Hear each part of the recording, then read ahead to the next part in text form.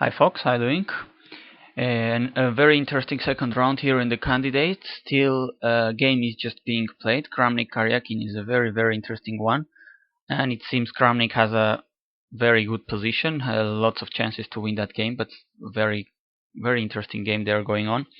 Topalov Anand was a draw, and Svidler managed to beat Andreikin in a very technical and clean job in a Sicilian Kalashnikov.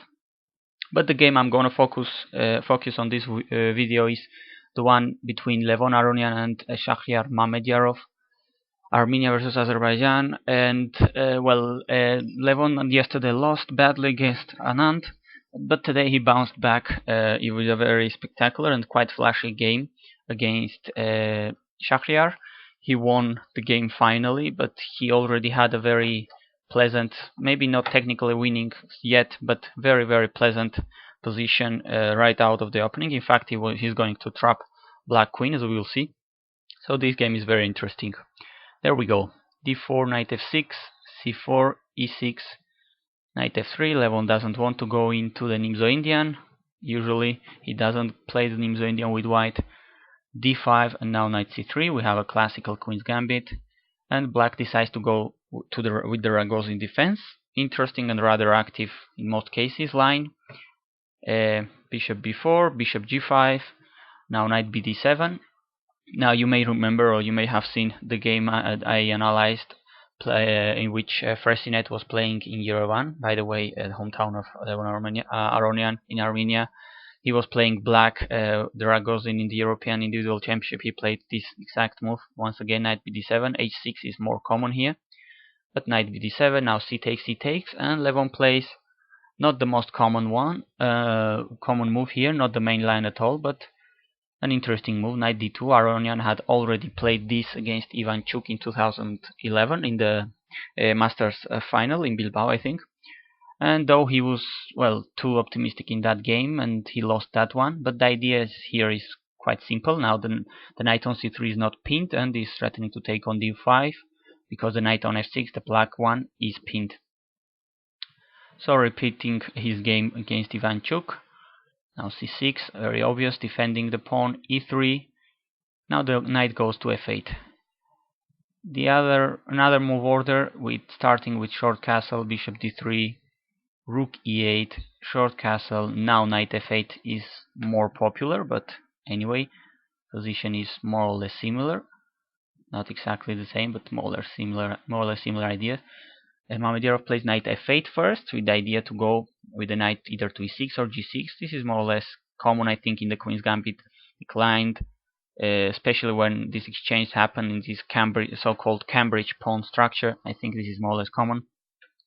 So pretty obvious moves here, bishop d3 and now knight g6. Of course, knight e6 was another possibility, but he just prefers to block the way of this bishop on d3. Now white castles, black castles, and here it comes the novelty, the special preparation, I guess, by Levon Aronian. Not sure if for this candidates tournament or what, but I'm sure this is his copyright home preparation, f4. And this pawn structure actually, with the pawns on d4, e3, f4, he has kind of played this pawn structure, I remember, a couple of times, all of them being more or less novelties, just original ways of playing the d4 openings. I recall a Grunfeld game he played as white against Markus Rager, if I'm not mistaken, from Austria a couple of months ago. I mean, it was a team championship, Armenia against Austria, so it was both Aronian and Gabriel Sarkisian. In maybe third or fourth board, they both played this opening in the same game, and both of their Austrian opponents were quite amazed because it was double novelty in both boards. It was interesting. So it has its advantages. Of course, this f pawn is very tricky and very suiting Aronian style, very tricky. A coffee house player, as he usually labels himself, with lots of humor. But e3 of course is weak, so d4 is a nice e4 is a nice square for black. Could be a nice square for black pieces, etc. So interesting and original way of playing this. Black plays h6 here. Levon in the press conference later said that rook e8, f5, knight f8. This seems, quoting Levon Aronian, this seems passive, but sometimes it happens in the Queen's Gambit, and actually this isn't that bad as it may seem. But after h6, Levon confessed that he was feeling that Mamedyarov wasn't seeing the trap he had prepared. The move here is f5, and this may seem, well, not the great deal, because it seems natural to put the knight on e7. But here it comes the most impressive move of the game, and well, the move is going to decide the game. In fact, the point is that now the black queen is trapped.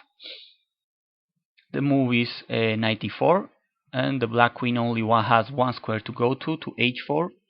So this is a piece sacrifice to trap the queen. Note that not taking the knight wouldn't make a single difference. Just black would give up the queen only for the rook, as we will see, but not for two pieces.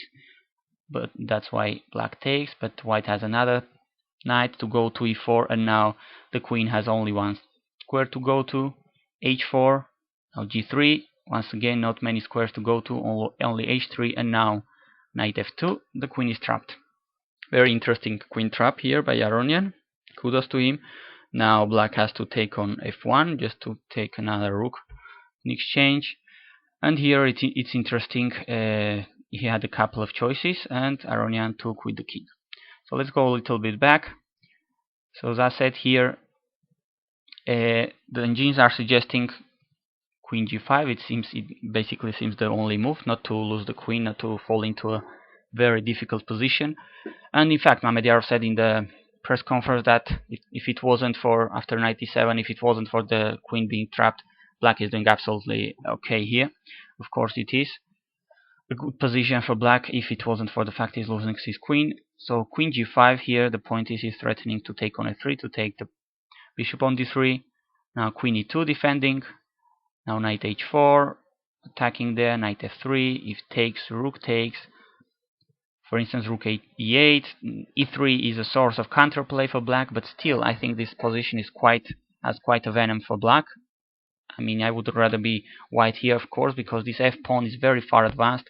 f6 is always a possibility, and for instance, queen f2, getting out of the pin, if bishop d7, f6, still a very tense game, and the f pawn gives white lots of tricks and traps, and probably, objectively speaking, may not be that much, but white's still threatening lots of things, I think, and the black king side could just get blown up in a couple of moves. So it was overall this f4 idea by Levon Aronian. I think it's a very interesting one. So let's go ahead with what happened. Continue the game. Knight e7. The queen was trapped. Knight f2. Queen takes f1. And here, as I said, there was a couple of ways of taking back the queen, and Levon chose the correct one. The queen on d1 is much more versatile here. He has more ways of going on, playing with these on these diagonals, on the light squares. Much better placed on d1 than on f1. Now, of course, black must at first take the pawn on f5. Now it's threatening e3, but queen f3 is a good move. Defending the pawn, attacking the knight. White could have taken on f5, but doesn't seem the best of the ways. At least not the cleanest of, because now if, for instance, he could think of playing e5, here black could choose between bishop h7 and bishop e6, in which case it's better to play, for instance, knight d3, threatening the bishop, and after bishop e7, for instance, knight f4, centralizing pieces. Instead, d5 doesn't seem to be the best for white, because after takes, this is pinned and the black gets activity. Now this is still better for white. Of course, he has a queen for a couple of pieces, for a rook and a bishop, but not as great as he could imagine. That's why, well, queen f3 is much more precise. Now the knight goes back to d6. Black will absolutely try to make a fortress. e4, couple of strong looking pawns in the center. Shahryar stops the e5 easy advance with f6. If this pawn goes away, the rook would be very active on the f file. And here bishop c2 was played. There is a little tactics here. If white wants to get too greedy and finish the game too easy, too fast, e5, f takes e5, he could think about bishop h7 check, king takes h7, queen takes rook. It seems you won some material back, but there is another spectacular nice move here. Bishop h3 check, discovered attack on the queen, and black is winning the queen back with a much better position, in fact winning. So it's important not to get too greedy too fast. e5 wasn't that great move here. Bishop c2, now bishop e6, knight d3. The bishop is attacked. Now if bishop a5 for instance, now the knight I guess would go for instance to c5, attacking the pawn, the bishop, and the knight would be very active. That's why there is an intermediate move here, knight c4, attacking b2, but mainly attacking the d2 square, of course threatening a deadly check here, a fork. That's why Aronian goes away, king g1, and the bishop now is still under attack. It goes back to d6. Now a nice way of getting rid of black's bishop pair, knight f4, attacking the bishop. So black decides to take on f4, g takes f4, and well, we have now three more or less central pawns, quite strong, and they definitely pride of white's position, apart of course from the queen. And still there is some technical work to be done here. It's not completely over yet. Black could more or less create a fortress and just to defend everything, blockade it. But Aronian, after getting over the time trouble he's going to be in very soon, he will manage to win this position.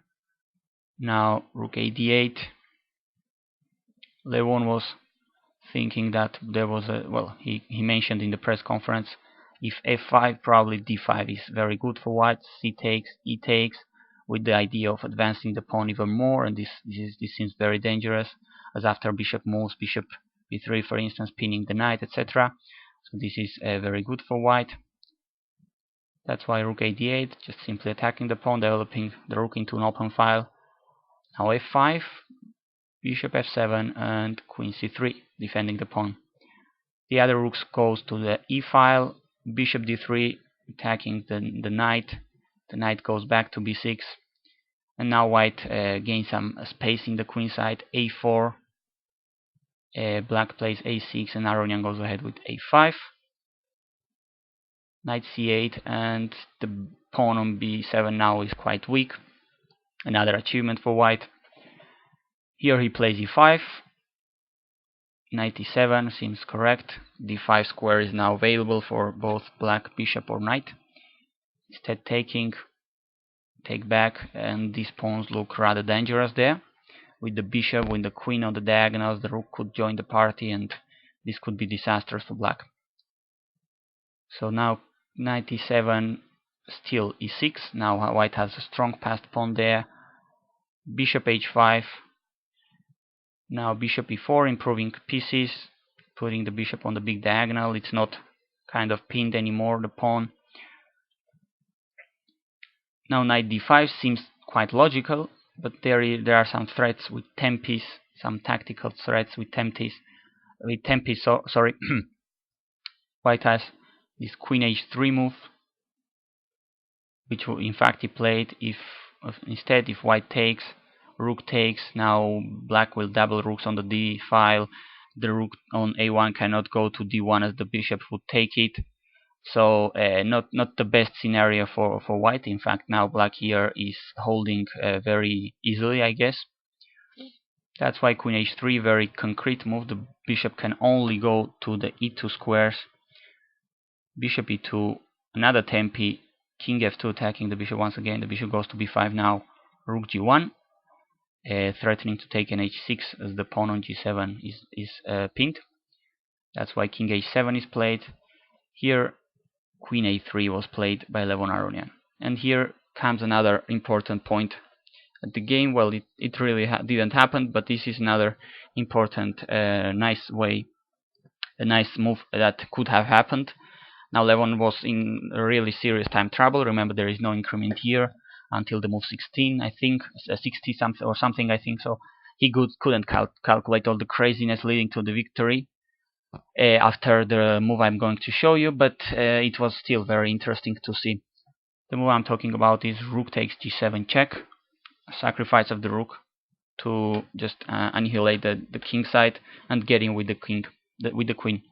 So the point is, after rook king takes, queen h5, threatening to get in both into g6 or f7. So here makes sense to protect f7 with rook f8. And now important, first we eliminate the knight so that it doesn't bother us on d5, and now queen g6 check, king h8, take with the pawn with check, king g8. Now a repetition of moves to go back to h5 and check. Now a couple of options for black. If he goes to g7, we will follow the main line of this attack. If he goes to g8, once again queen g4 check, and e7 is coming, forking both rooks. So the point is that after king g7 main line, queen g4 check, king h7, once again e7 is the threat, attacking both rooks, getting some material back. Rook e8 takes. Now queen h3 check, king g8, queen g2 check, sorry, king h8, and now white takes another pawn in the center, and this should be easier for white to win than the position we saw with queen a3 instead of sacrificing the rook. For instance, bishop c6, now queen e6, the pawn could go ahead. The f6, of course, is a big weakness. White has another passed pawn here on h, so this should be absolutely winning for white. Well, it was not easy to see all this with very little time and no increment on the clock. So Aronian just made a couple of moves to get out of time trouble and get 1 hour more on his clock. He played queen a3, bishop c4, rook g4, bishop b5, rook g1, just repeating moves, bishop c4, rook c1. Finally he gets more time. Now he can calculate and think. Bishop b5, now bishop f3 is played. The idea pretty simple, I think, to get in through the light squares on the king side. The knight goes to f4, attacking the pawn, protecting h5 so that the bishop cannot get in that easily. Now rook d1, the king goes to h8, just a waiting move, but finally white has a chance to break through, to get in through the center, in this case d5. Mamedyarov took with the knight. In case c takes d5, now probably queen e3 would be played. Note that the knight doesn't have that many squares now that d5 is occupied, so knight check is the only one. And after king g3, knight g5, bishop takes d5, the position is much more opened than before, so though white must be a little careful not to allow too much counterplay, not to spoil the position. This should be here. There should be much more winning chances for white than a couple of moves before, because the position is much more open. Instead, well, as we saw in the game, knight takes d5 was played, but here this is going very fast, and after bishop h5, in fact, Shakhriyar resigned for the simple reason for it being, say, after rook g8, bishop f7 would just trap the rook, so the bishop gets in with some decisive results. So there we go, nice victory for Levon Aronian. Definitely he's back in the tournament after that defeat against Anand yesterday. I'm gonna just check what's Kramnik against Karyakin happening there. Is Vladimir going to be able to beat Karyakin? And there we go. Hope you liked the video. Thanks for watching.